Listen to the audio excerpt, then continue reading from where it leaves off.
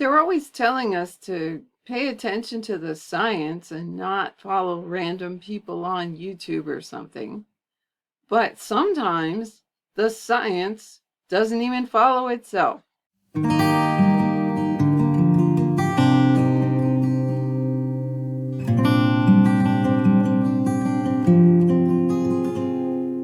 Well, hello, and welcome to another episode of You and Me and Multiple Sclerosis. My name is Pam, and I've been living with multiple sclerosis for almost 39 years. I've started this channel so that I can research and share with you some of the things that I'm finding about MS and how to live with it. This time, I got a couple of announcements of new studies that have just come out in recent months about diet and multiple sclerosis. I was quite interested to see what was new and hoping for some clarity around a subject that we know has not been very clear to us. But, well, why don't I show you what I found? The first article is from the Journal of Neuroscience, Neurology, and Psychiatry. And it was first published online, oh, look at that, November 8th, 2023, so very, very recently. A low-fat diet improves fatigue in multiple sclerosis, results from a randomized controlled trial. And we know that randomized controlled trials are the gold standard of how you do studies. It doesn't say they were double-blind. That's the only way it could have been more gold standard than it already is. So in other words, it would keep the scientists from knowing who was getting what dose, or the people getting the dose, they wouldn't even know. In this case, of course, it would be hard to do double blind because of the nature of it. It's a diet study, so certain people are assigned to follow a certain diet and others are assigned to eat normally. And obviously you know whether you're eating normally or whether you're on a special diet. So that's probably why it's not double blind. But when I got down to the authors, I did a double take because I actually know some of these people. Vicki Chen was my neurologist for a number of years. She's moved on to a different job now, but I really did enjoy working with her. And also Dr. Yadav. Dr. Yadav was in charge of the clinical trial that I did a couple summers ago. And if we click on authors and affiliations, you can see that they're all out of the Department of Neurology, Oregon Health and Science University in Portland. So, of course, this piques my interest greatly. And if you were to look at all the authors and their affiliations, most of these folks I don't know, but I got down here and I know Allison Fryman because she was involved also in that clinical trial that I did 2 years ago. So very interesting. It's neat when you know the people, but I'm also interested in this one because low-fat diet immediately reminds me of Dr. Swank. What's interesting is that he used to be, in the day, he used to be the head of the Department of Neurology at OHSU, though I think not very many of the current MS folks there know that. I mentioned it to a couple of people and they looked at me like, what? Anyway, that made me interested in this paper. Regrettably, all we get out of this is the abstract, and if I were to try to get the full paper, it looks like I would have to pay for it, so I'm not going to do that. But if I look at the abstract, I see really quickly here that their hypothesis is they're determining whether a low-fat diet improves fatigue in people with MS. And they did a 16-week randomized controlled trial. And you could argue that 16 weeks is really not long enough to determine anything, but that's probably the time frame they had. So some folks were given a low-fat diet to follow, and others were told to just continue eating as they had been. They collected the data at the end of the 16 weeks, but they also administered a food frequency questionnaire and modified fatigue impact scale every 4 weeks. The control group continued their pre-study diet and received diet training during the study completion. So everyone had access to the diet that was given to the experimental group in this study, which is good because if it turned out it was a good thing, it's nice for everybody to be able to benefit from it. And then the results, they said that they had 39 patients, 20 were actively in the experiment, and 19 for the control, which I would argue is kind of a small sample, but they may not have been able to recruit what they needed in the time frame. But they worked with what they had. It says that the active group decreased their daily caloric intake by 11%, and the mean modified fatigue impact scale was decreased by 4. Compared to the control, who were allowed to eat what they were always eating, sensitivity analysis strengthened the association with a mean modified fatigue impact score difference of 13.9. Interesting. Okay. So their conclusions were, we demonstrated a significant reduction in fatigue with a low-fat dietary intervention in patients with MS, or people with MS. So very good. I like this because, I really, really like Dr. Swank, and it's always nice when his findings and his hypotheses have been validated by others. Well, but don't move too quickly to assume that all of science agrees with this.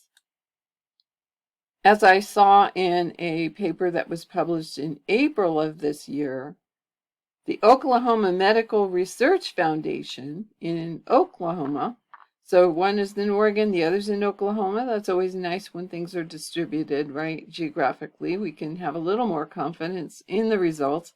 But in this case, it's really going to just confuse us, because these folks found a possible link between diet and MS too, but it says here that in experiments covering 4 years, so the time frame was better, scientists Scott Pilafker and Katarzyna Zila-Jackson found that a high-fat, low-carb, fiber-enriched diet prevented the onset of MS symptoms in mouse models. Okay, so we're looking at mice instead of people, so keep that in mind. The same diet also reduced symptoms in mice already showing signs of the disease. So that's a pretty interesting thing. So here we're looking at, I think you'd call this more of a keto diet than a low-fat diet. The findings support Plafker's hypothesis that a diet of ultra-processed foods contributes to autoimmune diseases like MS. Okay, I'm not going to argue with that. And I think a low-fat diet does not imply that you're eating a lot of ultra-processed foods. But be that as it may, that's their hypothesis. They say that genetic changes happen very slowly, just a little bit per generation, so that can account for the increased incidence in autoimmune diseases we've seen over the last several decades, Plafker said. Beyond improved diagnostics, that leaves environmental factors as a primary driver of this increase, and at least for MS, we believe dietary changes may be a leading culprit. And so, we'll just skip the blah, blah, blah about MS, because I think we all know that by now. So, in this study, the researchers found that in mice, a ketogenic or keto diet protected against the losses of vision and motor function that typically accompany the disease. A keto diet limits carbohydrates and replaces them with low-carb vegetables and foods rich in fat, such as fish, certain nuts, butter, cheese, avocados, eggs, and olive oil. A keto diet can't simply replace medications that are already working well for MS, but our study indicates that it appears to be a helpful supplement to those medications. And it seems that Zila Jackson is a registered dietitian, and that's nice. And I should point out that when Dr. Swank was practicing, he also had a dietitian on staff. In fact, she co-authored his book with him, and she included many, many recipes. So having a dietitian involved, highly important, I think, for a study like this. So I'm happy to see that they did that. And it says that Gabriel Pardo, MD, and his team at OMRF, MS Center of Excellence, care for more than 3,000 people from MS with Oklahoma and surrounding states. Pardo said that based on the research from Plafker's lab, he would discuss incorporating a keto diet with many of his patients. Well, that would be good. He'd at least get some good anecdotal follow-up data from that. One can only hope. Diet is a crucial consideration for people with MS, and this discovery gives us more clarity in how we can approach this very challenging disease, said Pardo, a neurologist and neuro-ophthalmologist. There's no universal treatment yet, but what doctors Plafker and Zyla Jackson have discovered could prove beneficial in managing symptoms and possibly even preventing relapses. It says that Plafker and Zyla Jackson are now conducting experiments to determine why the keto diet reduces or prevents MS symptoms. One focuses the microbiome, which is composed of trillions of microbes and which scientists increasingly suspect to be a key player in numerous medical conditions. And we've talked about that before. I think that's absolutely right, based on everything that I have read and heard. A keto diet can be hard to stick to, especially in the beginning, because it's such a shift from the fast and ultra-processed foods that many Americans have become accustomed to, Blafker said.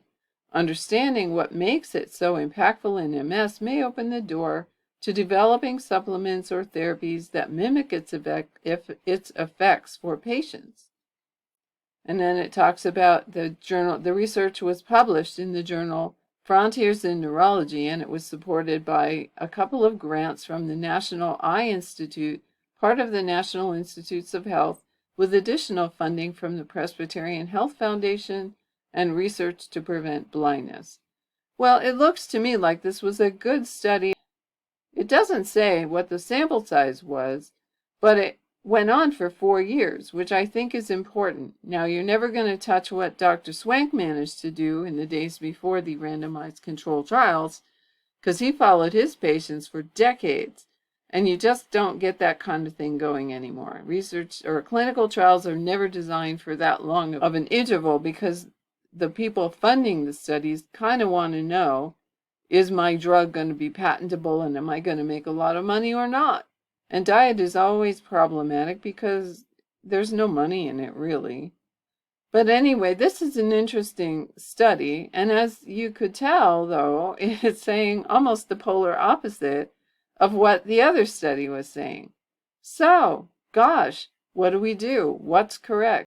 A recent video from Dr. Brandon Bieber, I think, gives some good insight. He had followed several of his patients and the diets they've had and how they've done.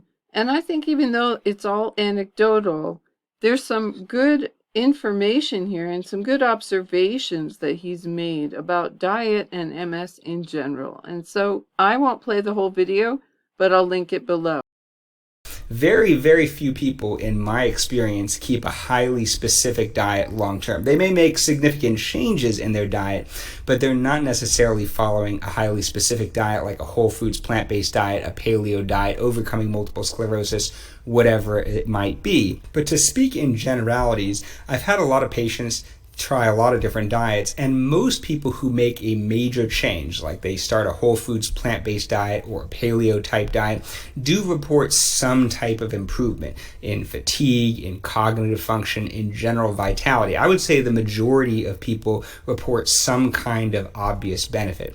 Again, it is my experience that it's quite difficult for people to strictly maintain these diets, so even though people may say they follow a named diet, the changes they make in real life may be a little bit different. The types of diets people are following seem to have changed over the years. When I started my residency in 2009, Dr. Roy Swank's low saturated fat diet was definitely the most well known, and then Dr. Terry Walls and her modified paleo diet became incredibly popular and well known, and maybe more recently people are more interested in ketogenic diets and intermittent fasting. My general impression is that people who try to improve their diet and exercise regularly tend to do better on average, but there's a ton of individual variation, and most people who are older, who have had MS for many decades and are doing well, don't keep a highly specific diet. From the perspective of a doctor, we prefer patients who are healthy overall. It just makes it easier for us. For instance, certain side effects from medication are well known to be associated with certain medical conditions.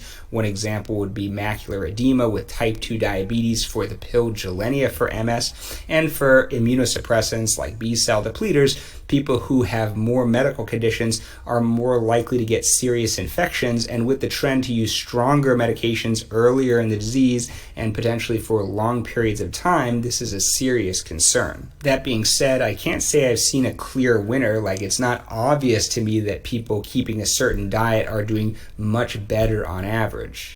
Well, my goodness, what are we supposed to do with this information? The two studies say the exact opposite, pretty much. Although, I think if you look hard enough, you can see that there's some commonality there. The idea that we should be eating healthy food instead of processed food, it permeates every diet study that you see anymore. And the one from Oklahoma made that very explicit. The other one did not, but I'm going to assume, based on my knowledge of similar studies that OHSU has done, that just because you're on a low-fat diet does not mean that you're supposed to be eating stuff that's prepackaged and instant and done all kinds of things too. So healthy food is a common denominator in pretty much all diet research, regardless of whether it ends up being low fat or keto or low carb or whatever else. I suppose that's a piece of guidance that we can hang on to despite all of this seeming contradiction. And isn't it just like MS in general? It seems like no two people have the same course of the disease. So why in the world would one set of advice apply to everyone? Certain drugs work better for certain people with MS than others. So why not a certain diet working better for some people than others? I'm thinking that's kind of how it is. We are just a very difficult population to categorize with any certainty because, we're special, right? Well, that's about all I have for you today. Do your best to eat healthy, whatever you choose to do, whether it's keto, low carb, whatever. Take really good care of yourself and your health, and I'll be seeing you again in my next video.